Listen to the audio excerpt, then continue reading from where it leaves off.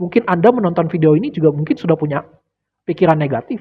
Saya tidak berbohong sangka ya. Tetapi itulah manusia penuh dengan kelemahan. Tidak ada satupun di dunia ini yang tidak berdosa. Bahkan pemuka agama sekalipun. So menjadi orang yang suci, yang kudus itu bukan karena dosa kita lebih sedikit, dosa kita lebih banyak. Bukan. Tetapi karena kita masih ada dosa di dalam hidup kita atau kita tidak ada. Jadi antara ada atau tidak ada lagi dosa di dalam hidup kita. Mungkin kalian akan bilang, oh kalau gitu mustahil dong. Mana ada orang yang tidak pernah melakukan dosa. Mana ada orang yang tidak ada dosa dalam hidupnya. Memang mustahil kedengarannya. Kalau kita pakai cara manusia.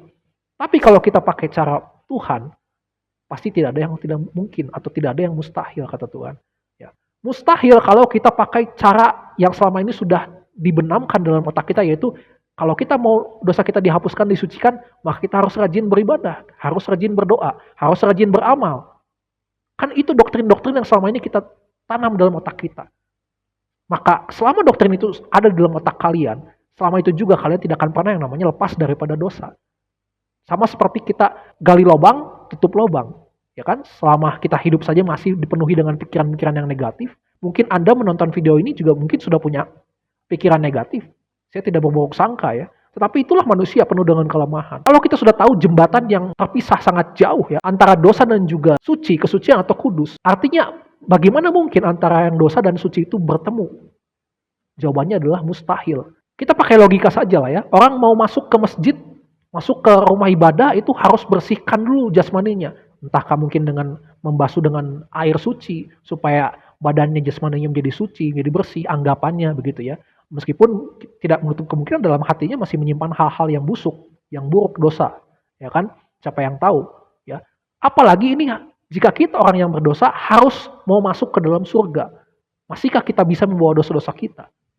Artinya tidak mungkin kita membawa satu pun dosa di hadapan tahta Allah ketika nanti kita akan dihakimi di hadapan Allah.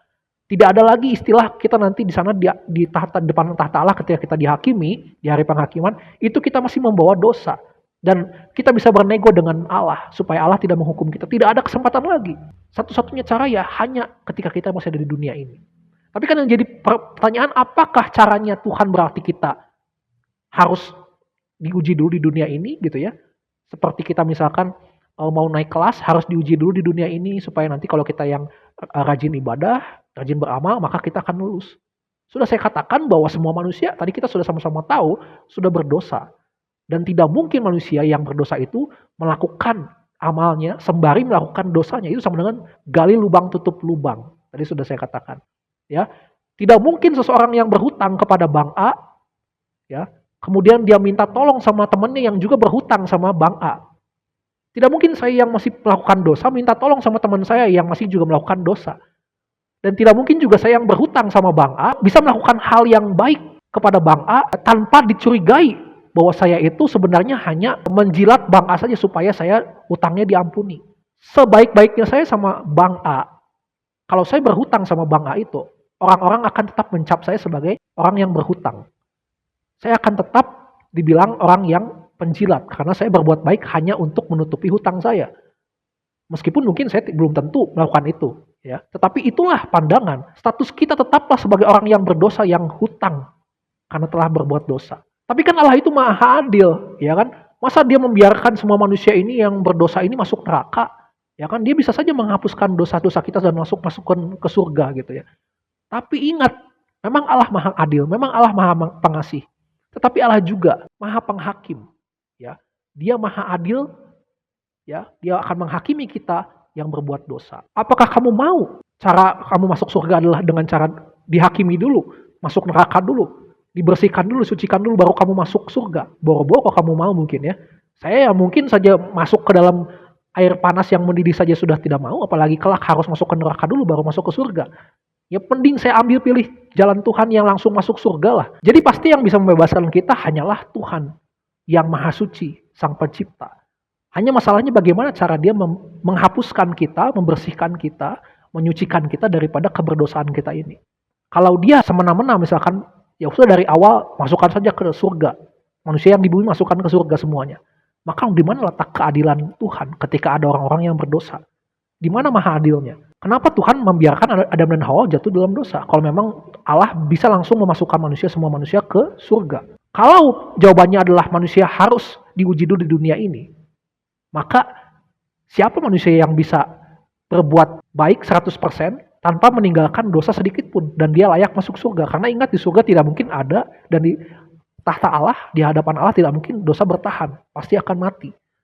Ya, dan di surga tidak mungkin ada dosa, harus kudus dan suci di hadapan Allah. Jadi bagaimana cara Allah menyelamatkan kita? Pertanyaan yang sangat penting, dan jawabannya juga sangat penting, yaitu Allah memberikan yang namanya iman kepada siapapun yang Allah mau. Allah berikan iman itu. Allah memberikan iman kepada siapapun yang Allah kehendaki. Itu hak prerogatifnya Allah. Berbeda-beda tingkat kadar imannya. Ada yang mungkin 10, ada yang 9, ada yang 5, ada yang hanya 1. Makanya perumpamaan talenta itu tetap harus dipertanggungjawabkan imannya. Kalau Tuhan kasih kita iman 10, maka harus kita gunakan 10 iman itu. Harus kita pertanggungjawabkan 10 iman itu. Nah, iman atau pengharapan inilah yang sangat penting. Ya, iman pengharapan kepada Allah yang akan menyelamatkan hidup kita. Masuk ke dalam surga. Makanya kalau ada orang di rumah sakit, ya, sebentar lagi dia misalkan akan menuju ajalnya, dokter pasti akan memberikan semangat. Supaya apa? Supaya dia punya iman, pengharapan. Jadi iman itu sama dengan pengharapan. Kalau misalkan pasien ini tidak punya lagi pengharapan, maka sudah pasti tidak lama lagi dia akan lewat, ya kan? Tetapi kalau pasien ini punya pengharapan, sekecil apapun pengharapan dia, iman dia, pasti dia bisa bertahan. Bahkan kemungkinan dia bisa sembuh dari penyakitnya. Jika ada orang yang sakit kanker, yang sudah parah, apakah dia bisa ditenangkan, diberikan pengharapan oleh orang yang belum pernah merasakan sakit kanker? Pasti tidak akan bisa. Satu-satunya orang yang bisa memberikan dia semangat, pengharapan adalah orang yang pernah merasakan sakit kanker itu. Dan bahkan pernah sembuh dari sakit kanker, maka dia bisa dikuatkan dan dia akan punya pengharapan. Sama seperti Allah. Ketika Allah hanya bicara saja tapi tidak ada actionnya, ya, talk only no action, maka saya tidak percaya dengan Allah seperti itu. Saya tidak bisa berpengharapan, punya iman kepada Allah seperti itu. Tapi kalau saya punya Allah yang pernah merasakan penderitaan, maka saya percaya, saya mau bergantung kepada Allah itu. Kita bisa beriman kepada Sang Pencipta itu. Kenapa? Karena kita pernah mendengar sabdanya. Karena kita pernah mendengar kesaksian. Bahkan karena kita melihat mujizat-mujizat ciptaannya. Bahkan kita membaca firmannya, sabdanya, kitab suci. Ya kan? Allah memang tidak mungkin datang ke dunia dalam wujud 100% seperti Allah. Pasti kita akan mati, kita sepakat itu. Maka akan terjadi kiamat. Oke, saya setuju. Maka bagaimana caranya kita bisa melihat Allah, kita bisa percaya Allah, kita bisa mengalami Allah kalau Allah tidak datang kepada kita? Satu-satunya cara adalah firman-Nya lah atau sabdanya lah yang datang kepada kita. Makanya mungkin agama-agama lain percaya kitab suci itu adalah turun dari langit misalkan, dikasih sama Allah, diturunkan kepada kita. Tapi dalam bentuk buku yang ditulis oleh manusia, ya kan? Yang didiktekan oleh manusia, maupun dia gelarnya nabi, rasul gitu ya, itu kan manusia juga.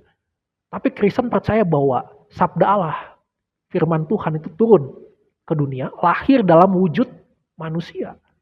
100% manusia seperti saya, seperti Anda semua. Sehingga dia dapat disentuh, dia dapat dirasakan, sehingga dia dapat menghampiri kita yang berdosa ini. Kita semua setuju bahwa firman Allah, sabda Allah adalah tidak bercacat, maha suci. Begitupun dengan Allah. Makanya dikatakan firman Allah itu adalah Allah. Pada mulanya firman dan firman itu bersama-sama dengan Allah. Artinya firman Allah itu memang adalah Allah itu sendiri. Ya kan? Makanya mungkin ada agama-agama tertentu yang ketika selesai ibadah dia mencium kitab sucinya. Apakah Allahnya menjadi cemburu karena disamakan dengan kitab suci? Kan enggak. Artinya kita sedang menyamakan kitab suci itu dengan Allah itu sendiri. Karena kitab suci adalah firman Allah. Nah ini harus kita tangkap dulu logikanya supaya kita bisa meyakini, mengimani bahwa oh ternyata memang betul firman Allah itu adalah Allah itu sendiri. Sama, sederajat, levelnya sama, sama-sama maha suci. Sama-sama sang pencipta. Kalau misalkan saya ngefans sama Ariel, saya suka dengan lagunya Ariel gitu ya. Terus saya puji lagunya, ya kan, oh saya memuja lagu-lagunya gitu ya. Apakah Ariel akan menjadi cemburu karena saya memuja lagunya? Kan enggak. Yang ada Ariel itu malah seneng gitu kan. Kalau saya misalkan sedang berbicara di hadapan Anda, kemudian Anda memperkarakan saya, Anda rekam suara saya, kemudian Anda jatuhkan di pengadilan, maka saya akan diadili berdasarkan suara saya. Saya tidak bisa membantah itu bukan suara saya. Suara saya adalah saya sendiri. Tidak mungkin suara saya bertentangan dengan pribadi saya. Artinya saya dihakimi berdasarkan suara saya. Begitupun dengan Tuhan. Suara Tuhan adalah Tuhan itu sendiri. Tidak mungkin bertentangan. Nah, jadi suara Tuhan inilah, sabda Tuhan inilah yang lahir mewujud menjadi manusia, menjadi daging seperti kita. Sehingga dia merasakan penderitaan di dunia ini seperti apa. Makanya dikatakan, ia harus disamakan dengan saudara-saudara, dengan manusia. Supaya ia dapat menanggung penderitaan manusia. Dan firman itulah yang dikenal oleh orang Kristen dengan nama Yesus Kristus. Atau Isa Al-Masih. So even kalian adalah pemuka-pemuka agama. Even saya adalah pemuka agama. Even saya adalah pendeta. Saya pun pernah merasakan yang namanya keraguan-raguan. Keputusasaan. Berdosa.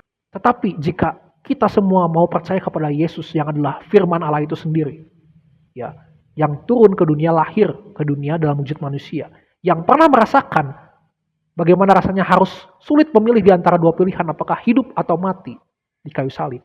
Tapi dia bisa menang dengan cara dia mau mati di atas kayu salib dan bangkit. Maka dengan iman, melihat iman kepada Tuhan Yesus itulah yang telah mati di kayu salib, yang telah bangkit itulah saya bisa menang atas dosa. Saya bisa menang atas keraguan-raguan saya. Ya, bukan karena perbuatan saya manusia yang lemah, tapi karena iman saya kepada Tuhan yang pernah merasakan penderitaan itulah saya bisa menang. So, mungkin ini pilihan terakhir kalian selama mungkin menjalani hidup di dunia ini. So kenapa nggak kalian coba pilih? Coba kalian renungkan. Apa kalian akan tetap bergantung dengan usaha amal kalian? Atau mau coba pertolongan Tuhan, keselamatan yang daripada Tuhan. Supaya Anda kelak tidak menyesal. Kiranya ini boleh menjadi pertimbangan kita semua, menguatkan kita semua. Sampai jumpa di lain kesempatan. Tentu saja di dalam mitologi breaker, menghancurkan mitos-mitos yang ada di masyarakat dengan satu-satunya kebenaran, yaitu kebenaran sabda Allah.